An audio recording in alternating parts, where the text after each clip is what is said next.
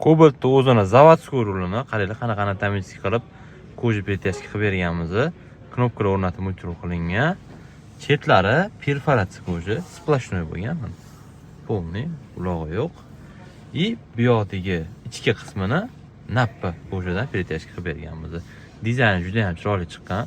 Ko'rib o'zingizlar baho berasizlar. Qiziq bo'lsa, murojaat qilsanglar, chiroyli qilib sizlarga ham rullarni shunaqa plitashka qilib beramiz. Multirool qilib, cruise kontrolni aktiv qilamiz. Signal ishlaydi, airbag signal ishlaydi. Bu yog'i полный multimediasiga ulab ishlatib qo'yilgan. Podsvetkasi birizoy, bunga ahamiyat berib qo'yasizlar. Ko'k yoki oq rangda emas. Undan keyingi qilingan ishlarni obzor qilamiz. Magicar dominant 908 pultdan ustunovka qilib berganmiz.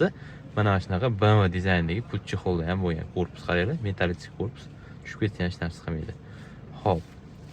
Vatan original start stoplarni o'rnatib berdi. Ishlashiga garantiya beriladi, mashina ishlayveradi. Dominant video registrator, zadniy kamerasi, fleshkasi komplekt, neolayna antiradar 7800 ustunovka qilingan. Malibu signal, glushtir nasadka, krugoy tonirovka, kazirok, laminatsiya hammasi bo'lgan. Motor korobkaga bu avtomobildan prashka ham yozilgan. Mushni stage 1 yozilgan. Okamlar Buxorolik mijozlarimiz. Xudo xolisa shu Buxorodan kelishgan, chiroyli qo'shligini bitirib berdi. Qiziq bo'lsa, bizga maksimum murojaat qilaverasizlar.